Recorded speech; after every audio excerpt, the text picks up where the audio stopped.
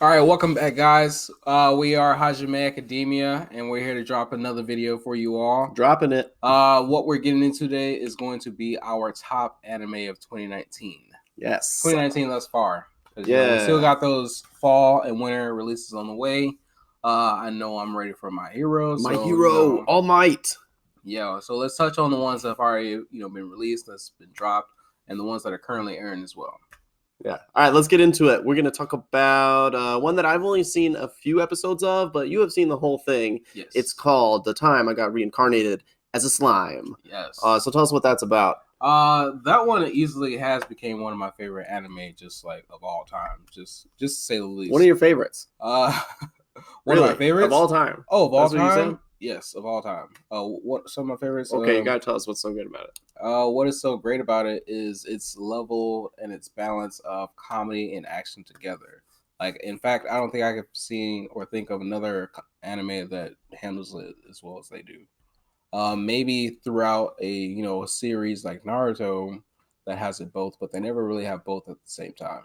It's usually an anime circled around comedy and then anime or episode circled around action.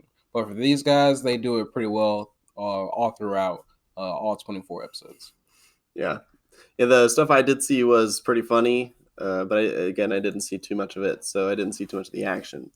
No? You watch more, man. Finish it. And real quick, what the show is about, pretty much we have our main character whose name is not rememberable, but once he dies and he's reincarnated as a slime, he becomes Rimuru, or Lord Rimuru, later in the series. And pretty much we have Lord Rimuru. He's gaining new friends left and right, whether it be goblins, orcs, ogres, wolves, just all different type of people and creatures. And what happens is they pretty much build a civilization where everyone can be happy and live together, because at first it was all spread out, everyone clan, race, separate. And my man out here is being Martin Luther King, is what it sounds like. So this slime brings together all the peoples of this fantasy world. Yeah, actually he does. He brings together the world. Okay, so there's your story. All right, so next anime we're talking about, your choice. Which one? Let's talk about Shield Hero. Ooh, the rising of the Shield Hero. Yeah, this is one we do not agree about. Tyrell likes it a lot more than I do. How can well, I know how you cannot, but how I and why I do is strictly for the action, which does not happen. It's like it'll be the way that it's drawn. That's what you like about it? The artwork, yes. Is the lack of action. No. The artwork is what I love about it. It's the artwork of the action. And the lack of or just the artwork throughout. The artwork throughout. Okay, I agree. The artwork's good. Animation is great. Artwork's great. If animation flows really well. The things. Well, okay. What's it about? Pretty much what it's about is we have our 4 heroes from 4 different types of weapons, whether it be a shield, a sword, a spear, or a bow. Each of these weapons have a hero tied to it, and throughout history, they've shown that everyone but the shield hero is to be strong, or at least to have decent attacks, because everybody else loves everyone but the shield hero. So the show is basically the shield hero changing the name of previous heroes and setting forth a better example of people after him. Yeah, and the reason they're all summoned to this world is to fight the waves. Yeah, they're there to fight the waves. How could I forget? Yeah, the waves. It's like it's basically like they're stuck in a video game. You can think of it like that, where they're the main characters of a video game. Yeah, and what's likable about it, again, really for me, is solely the artwork, because what the show actually does is they give you all this build up, like something's going to happen, but again, nothing happens. Yeah, nothing ever happens. That's probably his beef about that.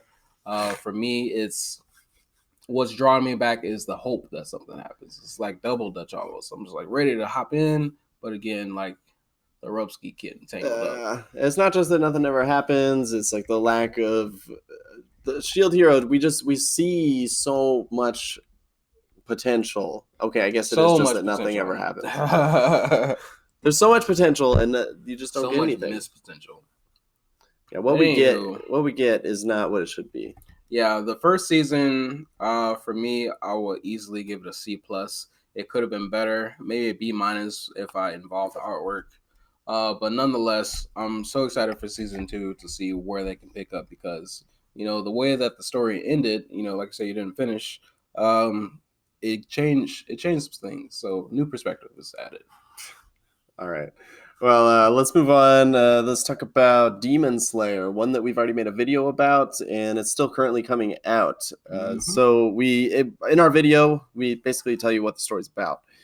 So let's talk more about things we like about it.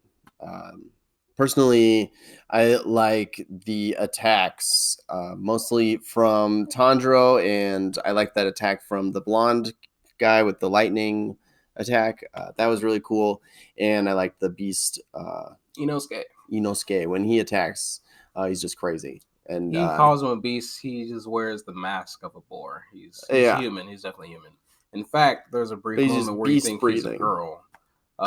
Because he takes his mask off and he has long hair. And that would have been inappropriate because he runs around topless. Yeah, he runs around with his shirt off. So I was like, wait a second, you can't do that. Quick.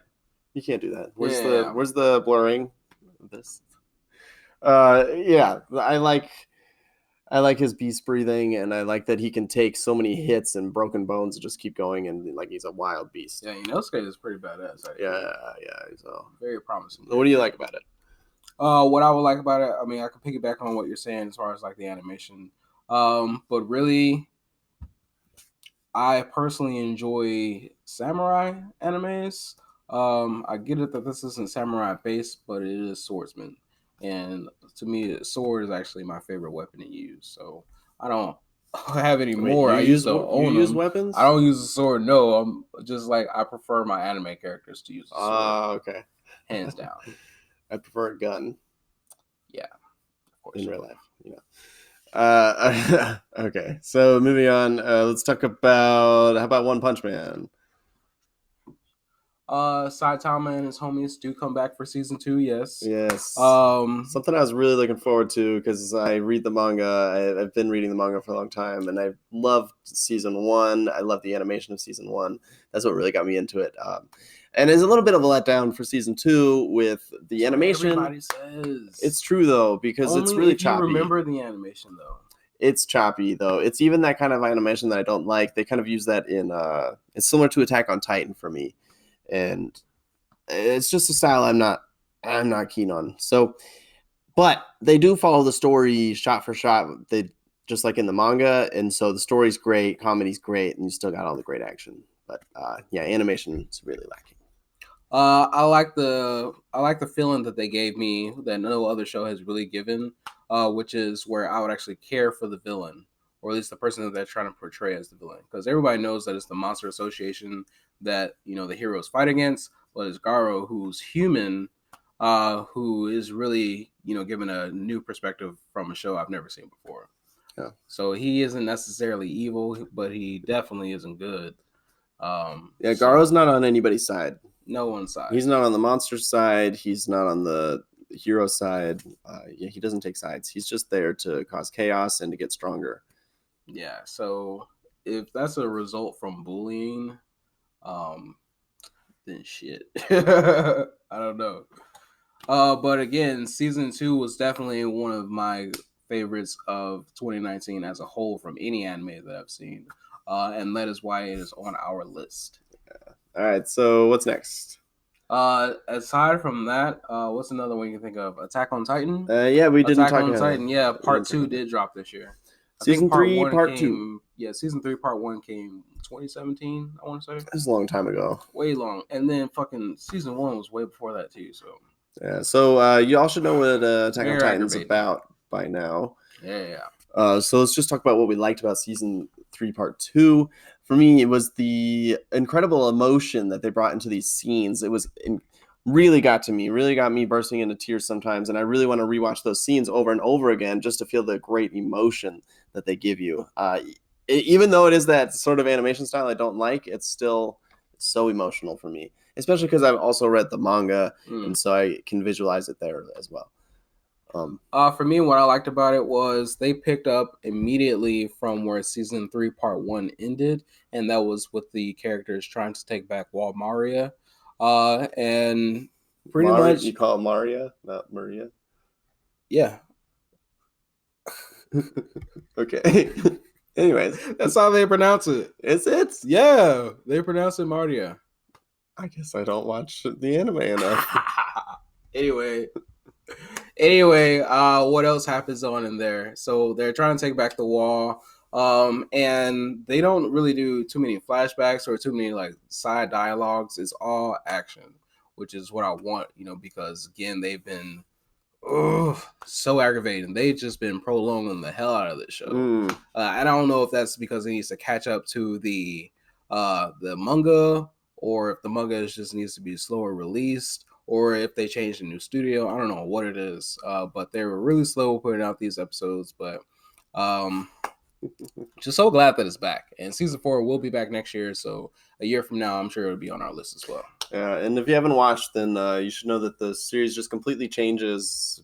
Your perspective on the series completely changes by the end of this season. Yes. And it's worth watching just to see how it's going to change. And you get the big secret reveal from the basement. Yeah, imagine if you've been walking around with shutters on, and then you take your shutters off. That's exactly what you'll be feeling by the end of this season, is because shit. For the better. For the better. Yeah. Okay, so another one we can talk about is Dr. Stone that just started coming out. It only has a couple episodes out so far, but we've been watching it. Episode 4 this morning too. Yeah, it's really good. We're really enjoying it. I love the science, and they always explain to you exactly how to do something. It's like every episode's trying to kind of teach you how to do something. Very educational. I would say, if anything, there's 2 animes that's actually taught me something. Dr. Stone, even though I don't like science, if I wanted to do some shit with chemicals, they'd tell me. And Food Wars. I don't cook, but they do go over, ingredients and, how to prepare meals and so on and so forth. So I like it when the anime can teach me something. Yeah, it's always good when they're educational. Yes. So what is Dr. Stone about? So everybody gets turned into stone one day for seemingly no reason. It's a mystery. At random. It's one of the mysteries that will be investigated throughout the series. Yeah. And two of the people end up waking up. They're these 2 high school students. One of them is a genius. His name is Senku. And he is working on a way to save everyone and get civilization back to where it was before they all turned to stone, because they've been turned into stone for thousands of years. So society is all falling apart. Years to be exact. Right. And they were confused at first. Like, how did you know we were 3,700 years in the future? He counted second by second. Yes, that is just the type of mind that Senku has. Senku's out there. Right. And not only was he counting the seconds, he was thinking the entire time about other things. Yeah, man's a genius. Right. So yeah, Dr. Stone is, even though it was mentioned last, this is definitely one of my favorites from this year alone. I'm really excited to see the potential of the show. I've been having coworkers tell me, it's one of their favorite mangas that they've been reading, period. So who knows, no spoilers, but the potential is there. Yeah, Dr. Stone, I'm very excited to see the rest of. Do we have any more animes to talk about from 2019? All right, so those are our 2019 animes that we've seen so far. Other stuff we're still looking forward to, obviously, seeing more of Dr. Stone and My Hero Academia Season 4. Super excited for that because I know what's going to happen. I've been reading the manga. See, man, you've been cheating. So I'm a big My Hero fan myself. Our channel's named after My Hero, so... I'm really excited to see what they're doing, but I don't want to cheat myself out of reading the manga. No, but reading the manga is just as good as watching the anime, if not better. It probably will be, but I need to have it all. Like, I need the audio, I need the dub, I need the sub, whatever it takes. I just need it. Well, I know the music capitalizes everything, I know you're gonna love season 4. It is so good. I mean, I know what the stuff that's gonna happen is gonna be so good. Okay. I'm ready for that great animation. Yeah. Anything else we're looking forward to? We were going to watch Overlord at some point. We haven't watched that one, so we'll probably get into seeing that one. Yeah, he's seen ReZero. I need to see ReZero. We both need to see Overlord. what we're really doing is leading up to this isekai quartet. Yeah, that little 12 episode bringing together 4 different shows. That seems like a cool idea. So we're gonna I like crossovers. Yeah. All right. So remember to like, comment, subscribe, hit notifications, and share. All that good stuff. Notification bells on. We are Hajime Academia, and we are out. Peace. See ya.